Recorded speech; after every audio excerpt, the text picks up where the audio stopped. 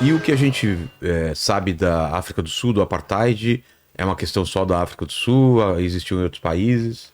Então, o apartheid é segregação, né? Então, a segregação, o sentido da definição do conceito aconteceu em todos os países. Mas o apartheid da África do Sul, particularmente, foi uma segregação muito forte, né? Foi uma segregação muito forte que fez com que os negros ocupassem a base, né, a base da sociedade sul-africana, e não tinham nenhum privilégio, não poderiam ocupar nenhum espaço, não tinham voz para nada. Se subisse no ônibus, tem que ficar no fundo do ônibus. Aquele modelo, né, que aconteceu nos Estados Unidos. Não aconteceu nos Estados Unidos, mas só que na África do Sul foi muito mais além. Por exemplo, na África do Sul tinha nas cadeias, por exemplo, para se saber, né, a sociedade cada vez mais foi se miscigenando, né? Para saber, por exemplo, alguém comete um crime e para saber se a pessoa é negra ou branca ou mestiça, por exemplo, existia o teste do lápis. Como é que era feito esse teste do lápis? Era passado lápis, né, no cabelo, entre o cabelo, né? Colocavam um lápis no cabelo. Se o lápis caísse, a pessoa era branca.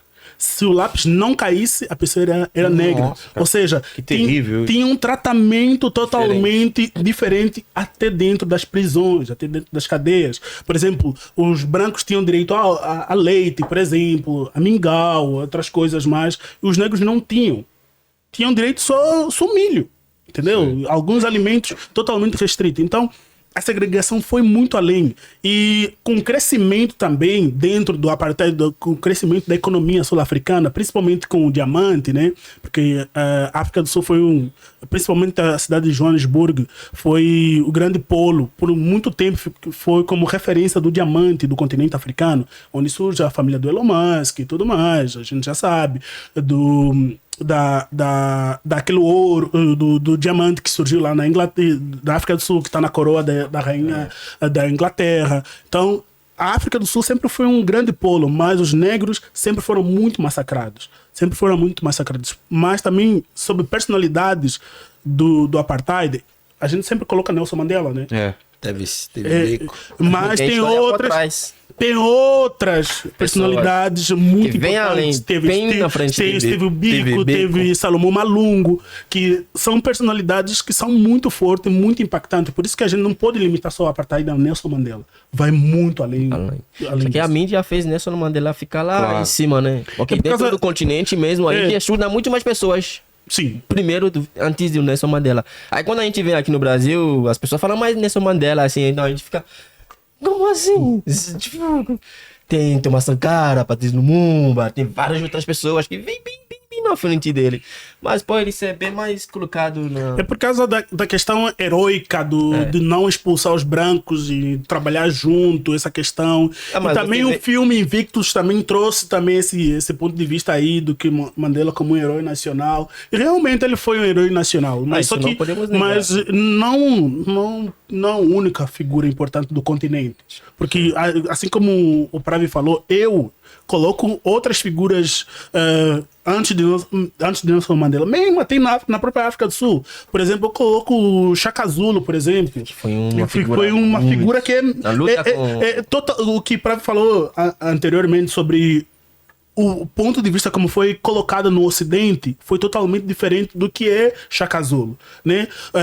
Shaka Zulu é contado como um rei sangrento que matava, que fazia muita coisa, mas matava quem? Os europeus. Que queriam dominar o seu povo. E todos os reis que foram mortos eram o mesmo. Sim. Não são pessoas que levantaram do nada e falaram, pô, eu vou matar você. Não. Ele estava no território dele. Vocês chegaram com uma visão totalmente diferente. Então exatamente. Foi feito um filme sobre Shaka Zulu e mudaram totalmente do que ele era e foi colocado como um rei sangrento, como um rei mesmo que não prestava. Mas o filme A Mulher Rei, a história que foi contada neste filme, ela é totalmente diferente do que aconteceu realmente no Benin, hoje não foi totalmente. Aquele rei que eles colocaram lá, essas coisas, é tudo Hollywood pra ganhar dinheiro. Então foi uma história muito contada. Isso que é muito romantizada, né? As coisas. O africano tem que contar a própria história. Não deixar outra pessoa contar a história em cima da gente. Claro. Sabe? Senão sempre vai ter um ponto Sempre porém aí. vão mudar e vão tentar sempre romantizar a história. E que não é bem assim, né? Inclusive tem a história da... Qual é aqueles bonequinhos que fazem de tecido?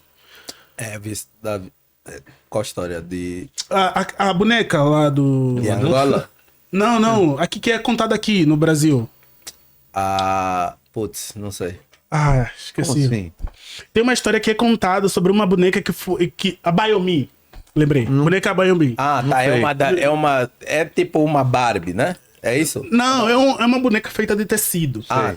Ela é contada o seguinte: a boneca Bayomi foi contada que as mães, durante a travessia dos navios transatlânticos, que a mãe rasgava o tecido da sua roupa para fazer uma boneca para acalentar a criança e tudo mais. Não, essa é uma história totalmente inverídica, isso aí. Não tem bases assim, históricas sobre isso. Lá nem vinha. Né? Então, olha só. Primeiramente, as crianças poderiam vir. Tá, beleza. Não, a maioria das crianças nasceram de um percurso, mas não levava criança. Durante o trajeto. A criança gera um peso, primeiramente. Né? E também... não. Isso, boneca Bayomi, isso aí.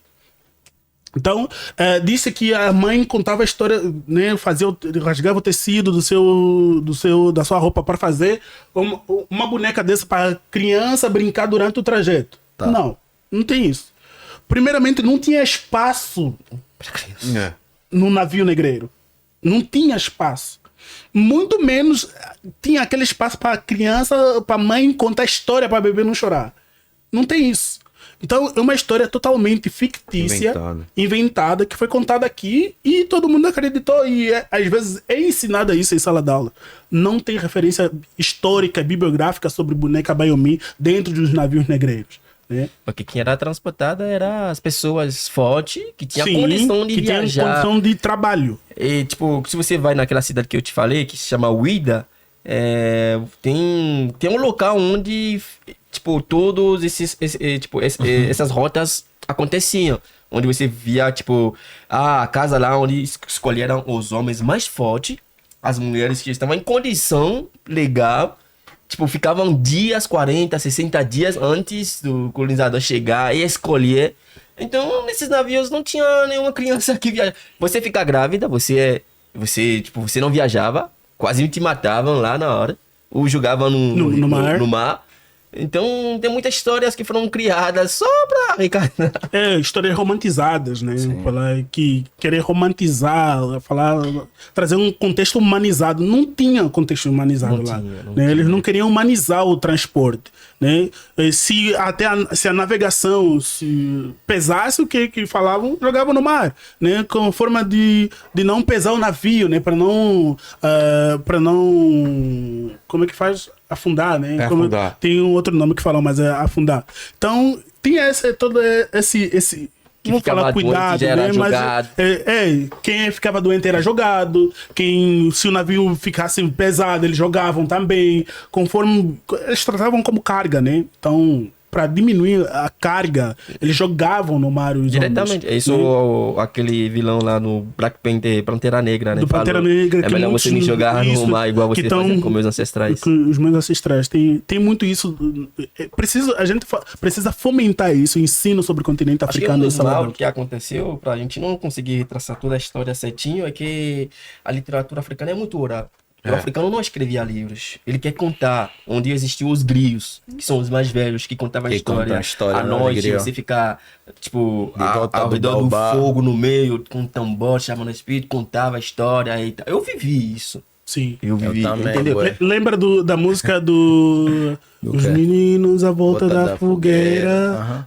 Então, é mais ou menos isso, né? Que os griots ficavam lá para contar a história, para relatar. Por isso que a oralidade é muito importante no continente africano. Se você pegar um livro africano, mesmo se você escrevesse da forma que aconteceu, a editora que vai querer publicar isso não vai te pedir para tirar coisa. Então, você tem que contar da forma que eles querem.